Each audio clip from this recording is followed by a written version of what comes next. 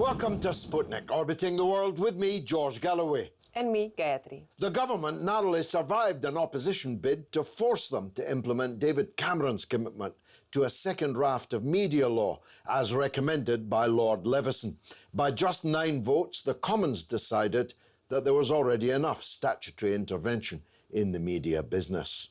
Leveson 1 was a response to public horror at the extent of potentially illegal and definitely immoral conduct on the part of Britain's notorious tabloid but also broadsheet newspapers. I was myself a victim of illegal phone hacking by the now extinct News of the World and was compensated out of court and banked the apology.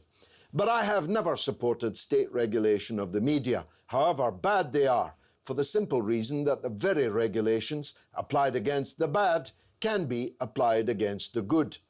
20 years ago, I was the one-man parliamentary army that sank the first attempt at Leveson type regulation in the form of a private member's bill tabled by Nigel Watterson, a Conservative MP, whose privacy bill would have placed severe restrictions on investigative journalism. I haven't changed my view. With us now is a man who blagged for the Sunday Times. We'll let him describe to the uninitiated what that involves. But he's now firmly on the side of the blagged. He's John Ford, and he's with us now. John, welcome to the Sputnik. Let's start with the obvious question. What's a blagger? Well, I think a blagger, having looked at it in some detail, has quite an interesting etymology. I think the French word blague, meaning joke, must have entered the docks in the East End in the 18th century. It was used by the criminal fraternity. Up until the 1950s, a blague was an armed robbery.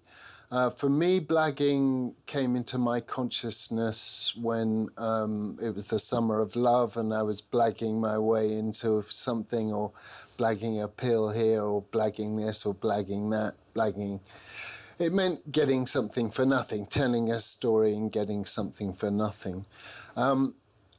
Unbeknown to me, there was an industry that was growing through people who had knowledge of the financial sector and the telecom sector and so forth, who could use the telephone as the most direct means, the route of least resistance to obtaining, hence blagging, information. So blagging evolved over a period of, I would say, 35 years. Now, to do that for personal gain only is obviously a crime and is dealt with by the criminal law. It's different though, or is it, when you're doing it for a broader public interest? Sure. As a media blagger? Sure, sure. I was an actor. I was trying to be a comedian and I was trying to write scripts. I studied English and drama at university. I was 22. It was the recession. The leather on my shoes was running very thin. And I needed work. The story of my blagging came about through bumping into a friend of mine who was looking well shod, and he said, "What are you doing? What are you doing? You're still acting?" And I go, "Oh yeah, sure, sure." And he said, "Can you do a Nigerian accent?" And I said, "Yeah, well, of course I can." So within half an hour, I was in an office. with a script, ringing a Swiss bank as a Prince Rotimi Akinjreally, something. I was hoping to wait for a payment. I'm expecting from Lagos through Bank of America and so on and so forth. And got the information, and before I knew it, I was trapped in the gilded cage of the glorious and exciting world of telephone blagging. It was gilded, but it was also a cage. I mean, you ended up indeed. under arrest. Indeed. And I lived for 15 years in fear of arrest. I mean, I had what was jokingly known as the mobile archive. So any holiday that me and the kids had, anything we did as normal people, the mobile archive came with us,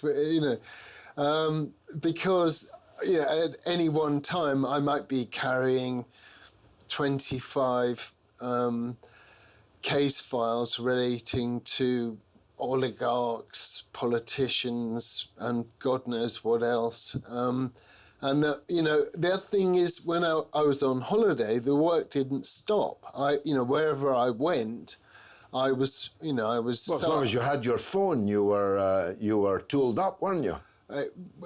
It started with the phone, then there was the internet, then, things just became easier and easier until you could go to France and buy a pay-as-you-go and so on and so on. What was the blag you were most proud of, and what was the blag you were most ashamed of? Okay, that's a good question, and a question. The first part of that question I've been asked a lot. The second part is something I've never been asked before. And my answer is, I'm actually ashamed of all of my blags. There were times when I would run around my room like a Cameroonian footballer, having won a tournament, having just raked over someone's personal life as if it was a triumph. But right now I don't feel proud of any of it. What I'm ashamed of are myriad, the people whose jobs that got lost as a result of my interference. 10 workers at Barclays, I exposed them having a jolly meal at some expensive restaurant. They were all on £1 million a year. So, okay, they had a bit of a boozy night, spent, I think, 40, 50 grand. I reverse engineered the bill. They were revealed. They all got sacked. I don't know where they are now. Wow. There's the story of the man who was responsible for the marketing of Maybach, the German imprint of Mercedes-Benz that had been the favourite car of Adolf Hitler. It was reintroduced in the early 2000s. I was tasked with getting the pre-order list from Maybach UK. It's a long story and one that I urge you to follow in my writings that are forthcoming. I'm looking forward to that. Yeah. Just at this point, tell me where I can read and see more about you, because as I'm looking at you, I'm writing a movie in my mind. This would be a great movie. Well, that's very nice of you to say. Well, a number of approaches have been made. Byline is has been the conduit through, and indeed the cotton wool that has been wrapped around me to some extent. It's not been easy. I mean, had you seen me 2 years ago, I had a wine belly. I had I woke up daily to a diet of cornflakes and red wine. No exercise. I was, whether or not I was ADHD or I was bipolar or whatever, the people who saved me were the Samaritans. I rang the Samaritans. I lived in a small village, and the level of shame had become so intolerable that I have 3 children. I couldn't live with myself. Do you think it's you personally who has to carry that shame, or you think it's among blaggers that they all will at some point reach this level of shame? And other employers are ashamed. Yeah. Well, quite. I think the industry should be ashamed. I think government should be ashamed. I think that the industry and the government are interdependent. Currently, with such a weak government, they need Murdoch and Dacre. I mean, Dacre is working for a newspaper whose history is linked to Adolf Hitler, to a whole succession of fascist. Even British fascism. Yeah, well, absolutely. So You can't expect any shame from that quarter. no, I have oft quoted Gandhi that, you know, first they laugh at you, or first they ignore you, then they laugh at you, then they attack, and then you win. And so far, I've had one attack, which was a very angry Abramovich who tweeted in a fit of pique about one of his reviews. And we engaged for a second or two on Twitter, and that was the first brick moving from the as it were the dam of denial that lies behind News International's facade of. Well, look, on that, what should the state do now? We know what Parliament decided narrowly not to proceed with further restrictions, not that the restrictions that there are all that meaningful. Sure. If you were writing a set of restrictions, what would they be? Okay, the first thing I'd say is in relation to me, I have a particular issue with the Sunday Times. I worked for them for 15 years. There's a record of my reports in the computer. They need to be removed, analysed and investigated fully. What I thought I was doing when I was working for the Sunday Times was exposing hypocrisy. And I believe that behind that great masthead that made my mother proud that I was part of was this remit to expose hypocrisy. Yeah. Well, people in glass houses shouldn't throw stones. Well, we'll have to leave it there, but it's a fascinating story, and I look forward to reading and hearing much, much more about you and about those times. Thanks very much, John Ford. Thank you. Coming up next, nothing but the truth with a human lie detector. Stay tuned.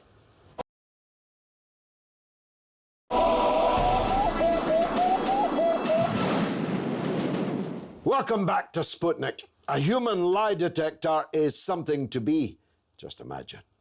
The man who truly is spent most of his life dealing with liars, cheats and criminals.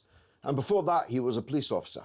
Now he deals with, well, you've got the rest. Politicians and public figures. And through forensic investigations of what they say, how they say it, and even how they stand while they're saying it, he produces uncannily expert evidence as to their characters.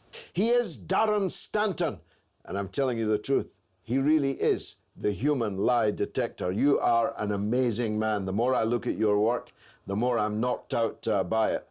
To be honest, no. That's the title of your forthcoming book. It is. First of all, tell us about that book. It's called To Be Honest. When is it out and what is it about? Yes, it's the expression, goes an expression, to be honest with you, that people tend to say when they're lying. So it's all about body language and really teaching people to do what I do. You know, we've all got a kind of a gut instinct when we know that people are probably being deceptive. So it's really just a kind of a recipe to teach people how to spot deception. Fantastic. And it's coming out in July. In July. I just wanted to get that out of the way because there's clearly a market for someone with your skills. I could think of any number of applications for it. I'd like you sitting next to me, for example, when I was interviewing job applicants or perhaps being interviewed by journalists. Absolutely. Where did you discover these amazing skills? Well, first of all, I train as a psychologist. I used to love the show Cracker many years ago as a kid. Cracker, Robbie Coltrane, he was a friend of mine, yeah. Solve crimes with psychology. Yeah. And I quickly realised that, once I'd sort of trained in it, that it wasn't like that at all. So I went off and joined the police and spent quite a long time as a policeman interviewing suspects, and since then continuing my studies in psychology. And then obviously, you must have had a good track record interviewing suspects. Yeah, I mean, obviously... You've got like a third eye. I think it's something that anyone can learn. It's a skill that we've all got. It's like most things in life, that we get good at what we practice and what we do every day. So to be honest with you is a red flag. Give me one or two other quick red flags that we should all look out for. So generally when people tend to lie and be deceptive, they'll change position with their eyes. So it's a thing called eye accessing cues. So right-handed people tend to look left for information they're remembering, whereas when they're on the spot and they're trying to come up with a plausible answer, they'll shift eye position. So changing eye positions is another red flag. So is it just body language, or do you analyze people in combination with the words they choose? Yeah, their actual language. Yes, Sure. exactly. I mean, I don't know, the way they breathe. I don't know. It's the whole picture, really. Different to a polygraph that we sort of hear about sometimes. Yeah. A polygraph is really measuring physiological responses to stress. Yeah. So if we were doing a polygraph machine, we'd have a band placed around our chest which would measure our breathing, a pulse sensor on our finger, and a thing measuring our sweat, because it said that when we lie, breathing gets quicker, our pulse races, and we sweat. But it's been proven that even innocent people can give off something called false positives, which is why none of this is actually lawfully evidential. Yeah. So it's there to assist and help in sort of investigations. So when I first look at somebody, I'm getting a baseline. So we all have a natural resting state of the way that we talk with our hands, or when we look with our eyes, and the speed and the pitch that we talk at. So we've got natural resting gestures. But when people are stressed and the perception is that we're going to be caught in a lie, and I'm talking not just things that we might say to a friend or partner, that, you look great in that new dress, or your hair looks fantastic, because they're white lies that we say every day to avoid social awkwardness, and we don't want to hurt people's feelings. So the kind of things that I'm involved in are, deception, fraud, things like that nature. Yeah. So there'll be distinct changes in patterns of behaviour when that person's experiencing a lot of stress, and we call it detection apprehension, when that person perceives that they're close to being discovered. So the irony is that the more they try to keep the lie in, the more the lie wants to get out, and that's called leakage. It's not a nice word. So the body leaks out this information. Yeah. So if you know what to look for and know how to decipher it, you can see it quite easily. But that presupposes the liar is stressed because they're lying. Yeah. Isn't it the case that the better the liar they are, the less stressed they'd be while telling lies? That's a good question, George. And research has shown that even no matter how well people are trained, so even certain politicians, even though they may be well trained. The truth is that, I said the statement there, but I am being honest. The truth is that because they've got the same neurology and physiology as the rest of us, they can only juggle so many balls, so to speak. So at some point, if they're particularly stressed about delivering certain information to the media, for example, at some point, they won't be able to consciously keep a lid on some of these tells that they give off. Is this culturally across the world the same, or different rules apply in different regions? Another fantastic question. Although there's cultural differences throughout the world, research which was done by a guy in the States called Paul Ekman discovered that even though, beyond culture, we've all got only 7 universal laws of human expression. Only 7. So we can be happy, we can be sad, we can show anger, we can be afraid, we can be surprised, and we can show contempt and disgust. And even people that have been blind since birth are genetically innate with these same expressions. Really? Yeah. I never knew that. Yeah. Now, I didn't need you to tell me when a politician's lying, because I saw their lips moving. But of course, some lies are bigger than others. Some are bigger liars than others. And of course, some are paragons of virtue, Absolutely. We should say, for balance. The political class, even in my time, have developed a lot more skill in conveying actuality that isn't quite right. how do you analyse the current, crop of political leaders? Who are lying, who are not, and who are good at it and who are not? I think the two world leaders that do come over being quite truthful and seem to have a lot of integrity seem to be Mr. Macron and Trudeau. To me, they kind of, what you see is what you get. So all of their non-verbal behaviour is consistent with what they say verbally. Really? Yeah, so for me, they're two people that stand out as being, quite truthful most of the time. Well, the clue was in his name, Trudeau. Well, whilst we have you here, Sure. I've got some clips of other world leaders. Okay. And we would love to hear your Sure. analysis I'll do my on best them. for you.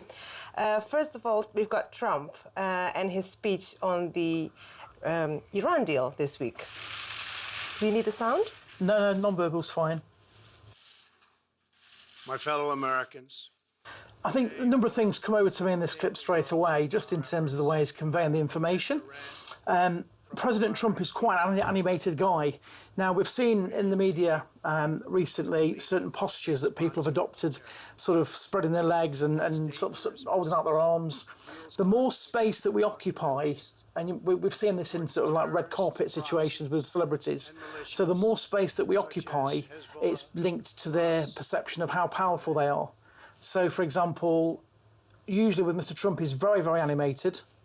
And in this clip, he's quite stoic. He's trying to come over very solemn, like he's doing the world a favour, so to speak. Yeah. And we see this gesture quite a lot, which that's just in his mind. That's just making certain key points. So he tends to do that. He just, as I've said that, he's made that gesture, and also we see him squinting quite a lot as well. So that maybe he can't see the auto cue, or maybe it's just to reinforce a point. So this is a switch. He's all about that. He's all about big, isn't he? yeah. So with the handshake as well. Double handshakes. He's changed of late as well, because when he was first inaugurated, I did quite a lot of work all around the world on his handshake. So what he was doing is his bone crusher handshake, which is a link to power and assertion. And then Mr. Trudeau was on the White House steps, and I think he'd already been briefed, because Trump, he had this what we'll call like a yanking gesture where he'd pull people towards him. Yeah, exactly. And if they went with him, he kind of knew they'd be relatively compliant.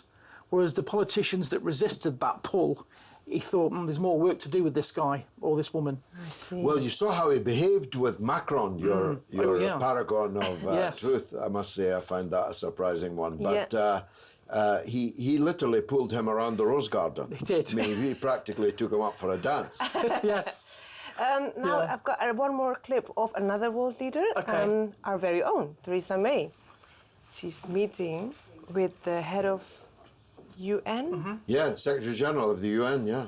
You wouldn't be able to tell that necessarily from that clip, not least because, or not only because not many people know his name. His face. But don't you think, Darren, that there he looks like a mouse, and she's definitely top dog? Yeah, I was looking for the cheese actually on the table, George, because it's interesting that you say that. Yeah, if you watch his hands, anything nervous, people tend to play with the ring if they've got a wedding ring on, something like that. So we can see hand wringing. He's kind of playing with his fingers. He's very nervous around May, and this one with his head. When people tend to bow. And this is why people bow with royalty, things like this. It's subservience, it's submission. You're acknowledging that they're more powerful than you. That's where that gesture comes from. So we can see in this clip that May is clearly, in psychology we call it pace and lead, that she's setting the pace for the conversation and he's leading. And she didn't even have to do the power stance. No, But finally, she didn't cross her legs though. What is that all about? Why are the Tories in particular, men and women, striking these power poses? Well, no doubt they've got somebody like myself advising them. I personally wouldn't have advised them if I had them as clients, because I think it just looks a ridiculous gesture. It's again linked to power and the assertion of power and control. So we see. Well, we know how strong and stable the Prime Minister well, is. absolutely. So the leg thing is most prevalent with Mr. Putin and Trump. And there's been lots of clips that I've worked on where they've more or less adopted the same posture. Yeah. And it's basically to say who's a more powerful man. It's almost, who's got their legs open the widest. really. You know, I could possibly go I could wrong? use other analogies, but I won't. So that's kind of where that comes from. It's like who is the more powerful man? It's two alpha males, Basically, two yes. silverback gorillas. That's what that gesture's denoting. But I know which one I'd pick in a fight Yeah, to, be, well, yes. to come out I'm sure I can mind read on that. top. Trump's alpha male status is somewhat diminished by the fact he has very, very small hands. That's what I hear. Yeah. Tiny hands, tiny, well. Darren, it is utterly fascinating. Thank you, Judge. I'm the first customer for your book in July, That's very kind of you. Thank you. to be honest. Darren Stanton, the human lie detector. Thanks for joining us. And now it's your turn to tell us what you think through the portals of social media. What's rattling, Gayatri? Can you tell when politicians are speaking the truth from their body language? Alistair Barber says, you can tell when they're lying though. Their lips move. I know it's an old one, but it has to be said. It's one I've often used myself, as well as, Mr. Speaker, the Honourable Gentleman's nose is growing. Now, Leveson. Ryan says, the media is the most powerful entity on earth. They have the power to make the innocent guilty and to make the guilty innocent. And that's power, because they control the mind of the masses. Signed, Malcolm X. Leveson too is desperately needed to clean up the UK political system. Well, I don't think it would clean up the UK political system, and the baby that would be thrown out with the bathwater would be the possibility, however remote it seems, of a genuine and decent media in Britain that was doing what it should be doing, of really holding the rich and the powerful to account. Okay, well, that's all the time we've got for the media today. Which, alas, means that's the end of the show. But you can stay in touch with us on our social media feed, Twitter and Instagram, RT_Sputnik, or on Facebook, Sputnik on Russia Today. It's goodbye from me, Gayatri. And from me, George Galloway. It's been marvellous.